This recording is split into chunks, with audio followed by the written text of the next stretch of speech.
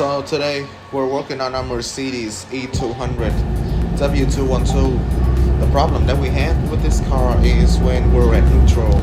So as you can see, the engine works completely fine even when we're accelerated. But when I reach about 3000 RPM, there's a check engine lights on the dashboard along with the rough running of the engine.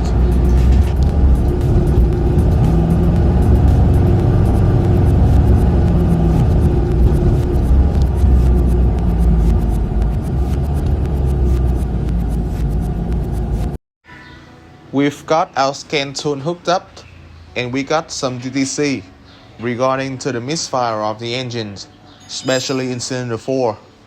So what I want to do is take another look at the scan data and look for anything out of the ordinary.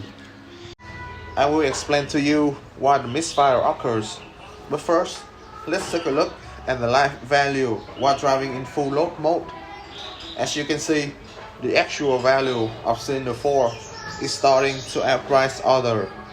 Moreover, there are 28 misfire counters so far, and it's increasing as we press the gas pedal.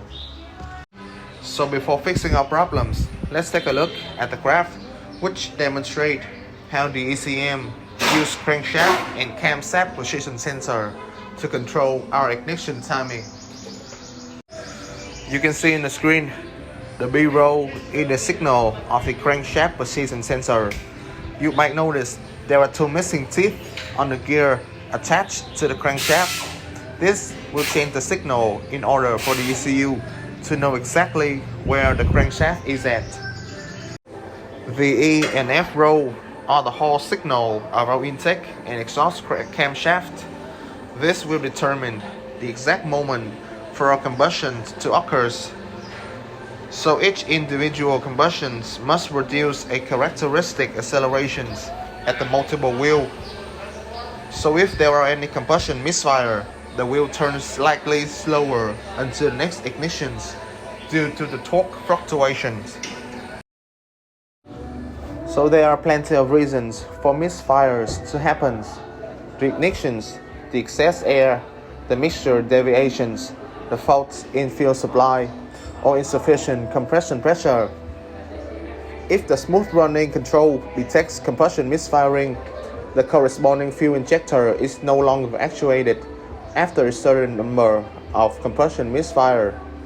This will help protect our catalytic converter, as if the unburned fuel is entered, it will damage our catalyst.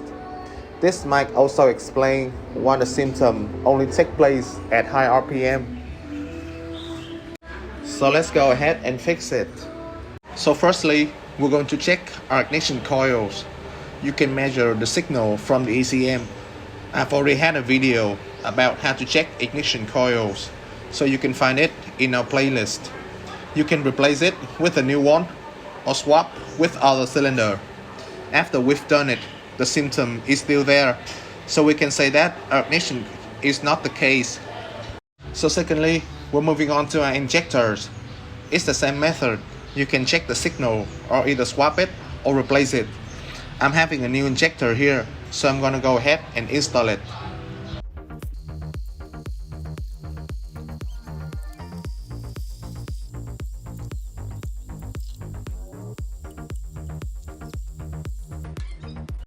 With this process, we will have to clear out DTC and do some operations in order for our ECU to recognize the new one. Go to adaptations, choose manual settings, and click on injector adjustment. There's a barcode for configurations on each individual injector. We just need to enter the 5-digit adjustment value or scan the data matrix code using the 2D hand scanner. So I've already did the installations. Now we're going to do a quick test to see whether the problem is fixed. So as you can see, we have no problems when the engine is idling. And when we drive in full load mode with high RPM, you can see the symptom is no longer existed.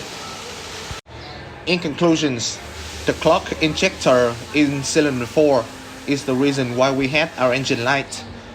While we're driving at high RPM, the injector couldn't output enough fuel to match the mixture deviations. This resulted a bunch of misfiring inside our engines.